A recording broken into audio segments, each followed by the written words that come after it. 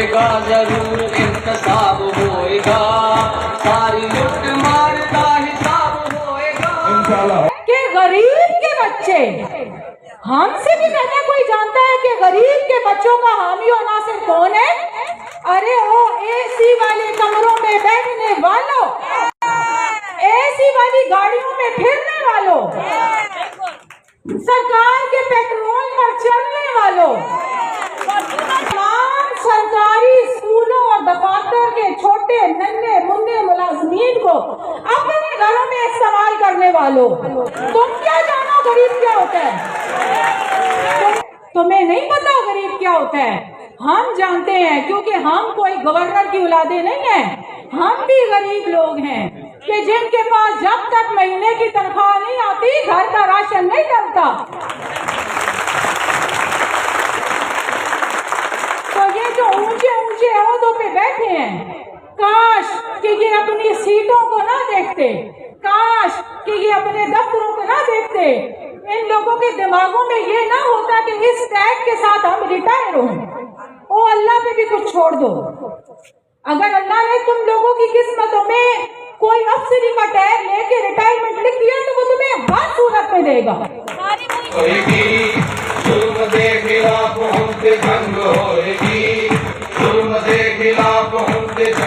Dinghy activities हम करें, स्कूलों की सफाइयां हम करें, छतों के जाले हम साफ करें, लैट्रीने बाथरूम हम साफ कराएं, ये तो हम टीचर्स की औकात है। आप ये देखें, चूहों वाली गोलियां भी हम खिलाएं तो कीड़ों वाली भी हम ही खिलाएं। और हमसे कहते हैं गरीब के बच्चे। मजा तो तब था कि आप सारे अफसराने बाला का, खास तौर पे हमारे डिपार्टमेंट के, अपनी सीटों को छोड़ते जब ऊपर से प्रेशर आया था, आके यहाँ हमारे साथ बैठते। तोड़ पंदे आगे उस इख्तियार नू, अग ला दे आगे उस इख्तियार नू, और तेरी मजबूरियां दो। प्लीज सुने जरा। अभी मेरे एक बहुत काबिल एहतराम और प्यारे भाई शुएब भाई ने कहा कि हम नौकरी छोड़ देंगे। No and never. हम क्यों नौकरी छोड़ेंगे? हम क्यों नहीं छोड़ेंगे? हम कुछ भी नहीं छोड़ेंगे। हम यहाँ बैठ के अपना प्रोटेस्ट रिकॉर्ड कराएंगे। वेच खान वाले हो, झूठी शान झूठी आन बान वाले हो, कर्जे आंदे जाल विच फसान वाले हो।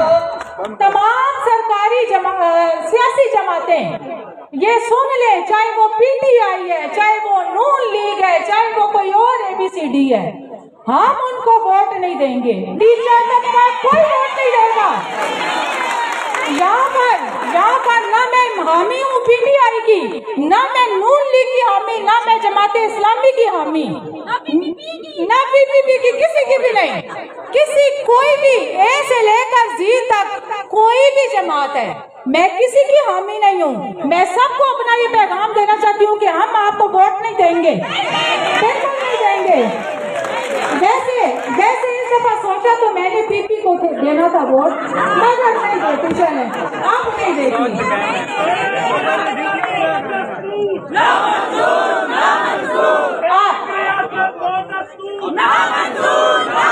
यहाँ पर शायद मुझे दोबारा इन ख्यालात का इजहार का मौका ना मिले, थोड़ी सी देर लग सकती है, लेकिन मेरे अल्फाज देखें कि वो बहुत सोचने पर मजबूर कर रहे हैं। मैं उन भाइयों से भी कहती हूँ जिन्होंने आज भी जिनकी बीवियां उस्तानी हैं और वो आज भी स्कूलों में बैठी हैं, वो आज भी अपने घरों में बैठी हैं, क्या कहती हैं? हमें हमारे खामदों की तरफ से इजाजत नहीं है।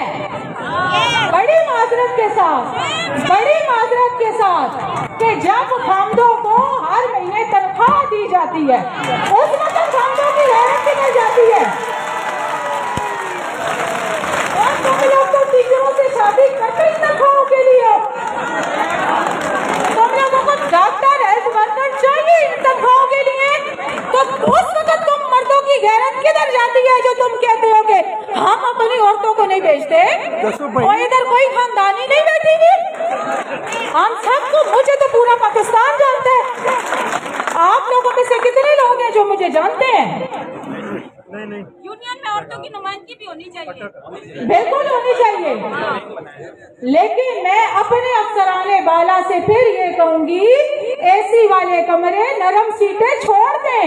आए आए आए हमारे साथ यहाँ कालीन पे बैठें। जो मजा यहाँ कालीन पे बैठने का है वो कुर्सियों पे बैठने का नहीं है।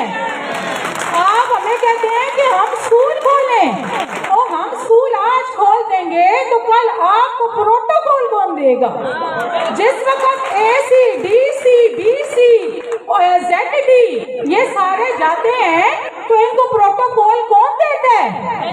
इनको प्रोटोकॉल हम टीचर्स देते हैं। इनके क़याम व तहाम का बंदोबस्त हम करते हैं, अपनी जेबों से पैसे लगाते हैं। उस वक्त आप लोगों को गैरत नहीं आती?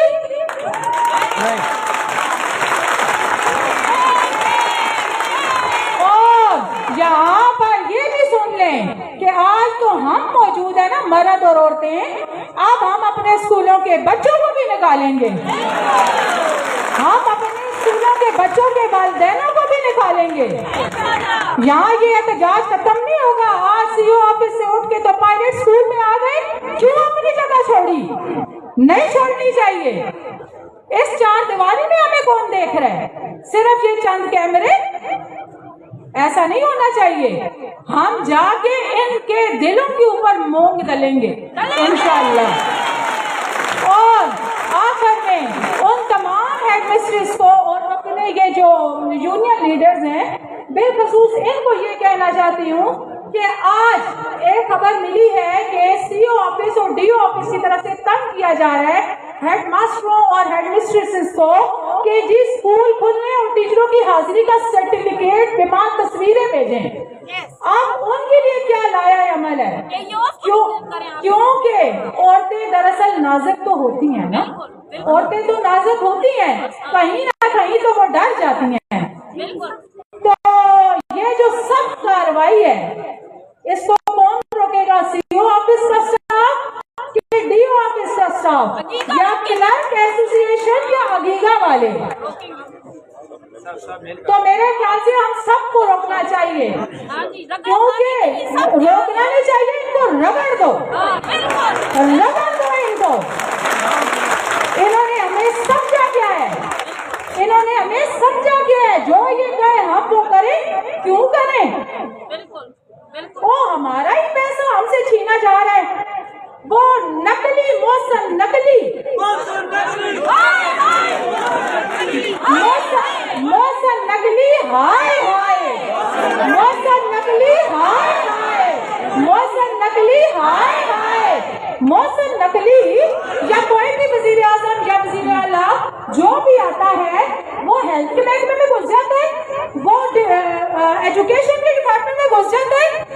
8 दिन तक तो डॉलर को नहीं काम करा सके, 8 दिन तक तो करप्शन को काम नहीं करा सके। आज तक तो वो किसी और चीज जहां उनको जाना चाहिए वो नहीं कर सके।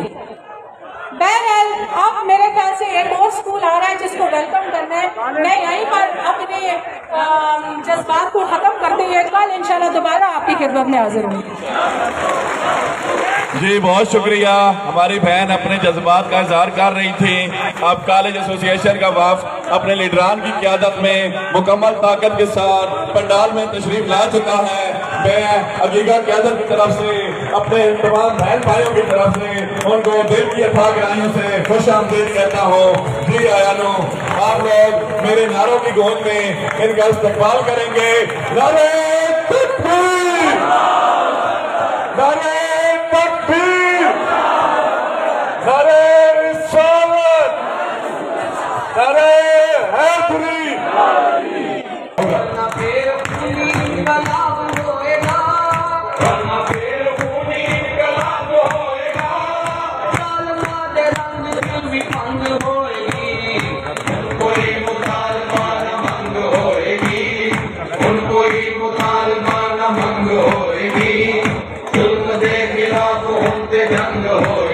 जी जी जनाब, अस्सलाम वालेकुम। आज एक दफा फिर आप देख रहे होंगे कि अटक की बेटियां एक दफा फिर बाहर निकली हुई है और इनका जो मसला है वो आपसे डिटेल में डिस्कस करते हैं, साथ रहेंगे, आपको बताते हैं कि अटक के इन बेटियों का और इन बेटों का मसला क्या है, डिटेल में डिस्कस करेंगे आपसे, साथ रहेंगे ताकि मैं स्पीकर की आवाज़ से थोड़ा सा दूर हूँ, फिर आपको डिटेल्स बता दूँ। अस्सलाम वालेकुम, साथ रहें। जनाब, कहते हैं कि रियासत माँ होती है, लेकिन मेरी ये रियासत सांप माँ है जो अपने बच्चों को डसे नहीं बल्कि खाए जा रही है। इसका जो मसला है वो आपसे डिटेल में डिस्कस करूंगा। थोड़ा सा मैं स्पीकर की आवाज़ से इस फासले पे हो जाऊँ। जी, मसला ये है कि 3-4 मसाइल हैं जिस पर इस आवाम को गवर्नमेंट ने डिस्करेज किया हुआ है। यहाँ पे इस वक्त गवर्नमेंट ऑफ पंजाब के जवान और हमारी बच्चियाँ, आप देख रहे हो कि एक बहुत बड़ी तादाद में पायलट स्कूल में मौजूद हैं और इनका मकसद जो है वो 3-4 चीज़ें हैं जिसको ये जिनका इशू है इनका।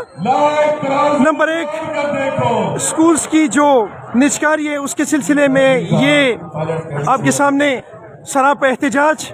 नंबर 2, पेंशन में इस्लाहात के नाम पर इनके हकूक पर जो डाका मारा गया है उस सिलसिले में ये सरापा एहतजाज है, लेकिन अवामी नुमाइंदे ताहाल इस सिलसिले में कम्प्लीटली खामोश है। क्या पीपल्स पार्टी, क्या जमात इस्लामी, क्या PPP, क्या कोई और, सारे खामोश। मैं समझता हूँ कि ये उन लोगों की ड्यूटी ये है कि इन मासूमों के सर पे आगे हाथ रखें और इनके मसाइल को हल करने की कम से कम कोशिश करें, लेकिन ताहाल इस स्टेज पर इन पार्टियों में कोई बंदा मौजूद नहीं। स्कूलों में जाओ, स्कूलों को ओपन करो, स्कूलों को खोल दो, ठीक है। ऊपर से दबाव पड़ा, लेकिन ये सारे के सारे जब एक जत्था बन गए तो क्या हुआ?